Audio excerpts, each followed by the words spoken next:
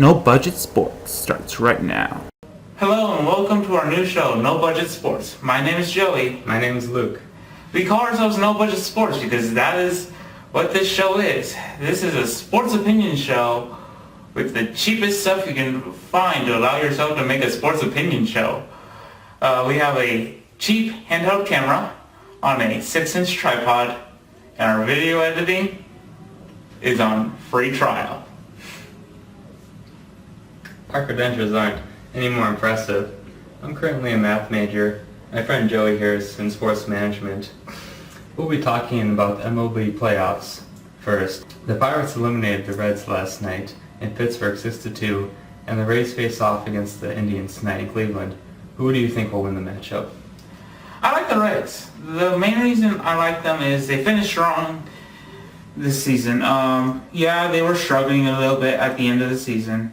But at the very end, they were facing off against top contenders and doing well against top contenders like the Rangers, the Yankees, and the Orioles, who were in the wild card race to the very end. And they ended up beating the Rangers in a tiebreak to enter this game. Meanwhile, the Indians were facing off against teams like the Astros, the White Sox, and the Twins, who were the worst teams in the American League this year. Also, when I take a look at the pitching matchup, we have Alex Cobb with the Rays with an 11-3 record and a 2.76 ERA facing Danny Salazar with a 2-3 record with a 3.12 ERA. The one thing Salazar has going for him is he is a right-hander facing a group of right-handed batters. Cobb, on the other hand, is a right-hander facing a group of left-handers and switch hitters.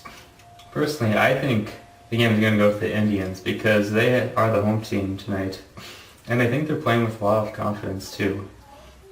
They've been doing really well this regular season. I think the Rays will put up a good fight, but in the end, I think Cleveland will take the series and move into the playoffs. So now we'll go into the NFL. We'll start with the Cleveland Browns. 2 weeks ago, they traded away Trent Richardson, and everybody thought that they were giving up on their season. And then, bam, they win 2 games in a row, and now they're tied for first place in their division. I know, this is kind of insane. Giving Hoyer some major credit coming in as the third-string quarterback after Brandon Weeden went down with that injury. Though he did throw 3 picks against the Vikings, he only completed 55% of his passes, did pass for 321 yards, and matched his picks with touchdowns.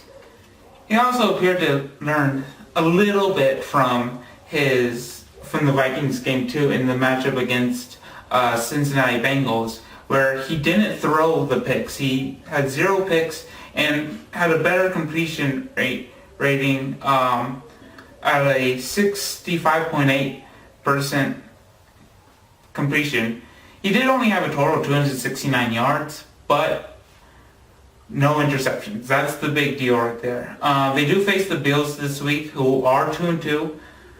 Slightly weak 2-2. The Bills aren't really that great of a team, but they are 2-2. They have managed their wins, so we'll see if Hoyer can continue what he's done so far this year in his 2 games. Anyway, so you've chosen 5 games this week, and I've picked winners for all 5, so let's hear your projections. Let's start with the Packers and the Lions. I like the Packers 45-41. I think it's going to be a shootout between Rodgers and Stafford if weather is not a factor in this game. I like the Broncos to defeat the Cowboys 34-21. Right now the Broncos look unstoppable, and I don't see the Cowboys standing in their way. Next, Seahawks 24, Colts 28. I think the Seahawks are a good team. They're going to put up a good fight, but I like the home team.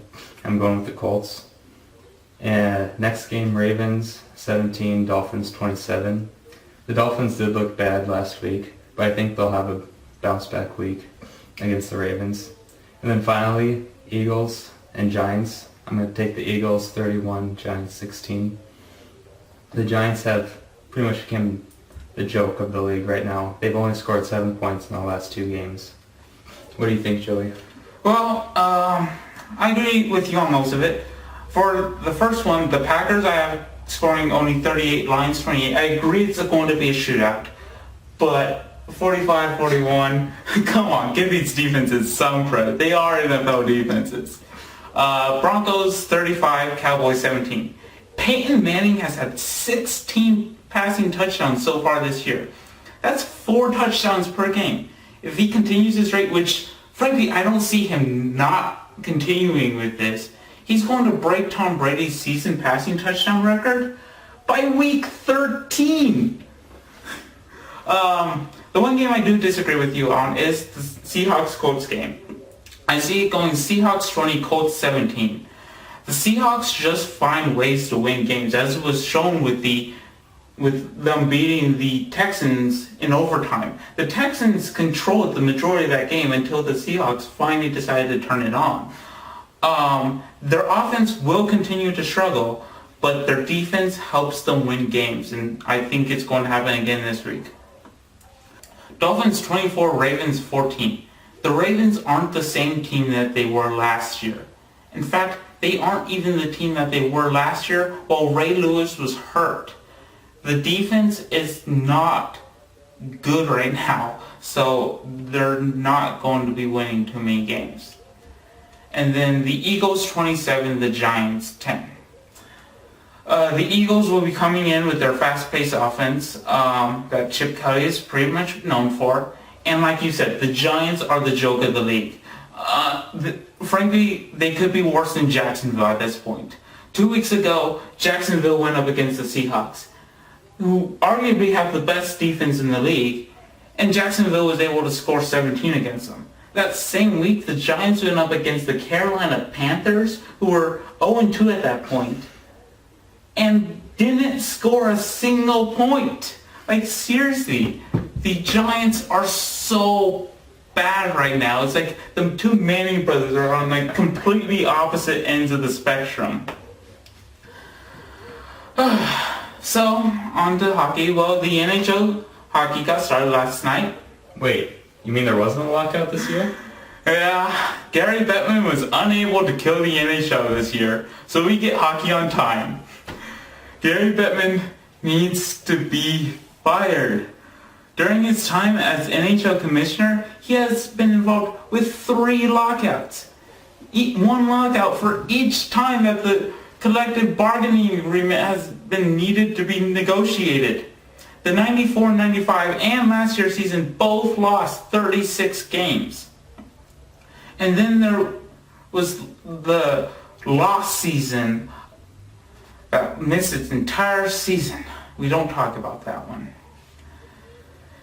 Anyway, as I was saying, the NHL season kicked off last night with 3 games. Toronto beat Montreal, Chicago beat Washington, and Winnipeg beat Edmonton. Tonight there's 3 more games with 5 teams starting their season. Toronto is playing a back-to-back game last night and tonight. I think the interesting thing about this season is the new conferences and divisions. Detroit and Columbus went to the Eastern Conference, while Winnipeg took its place in the Western Conference. Of course, that means it's easier to make the playoffs in the Western Conference.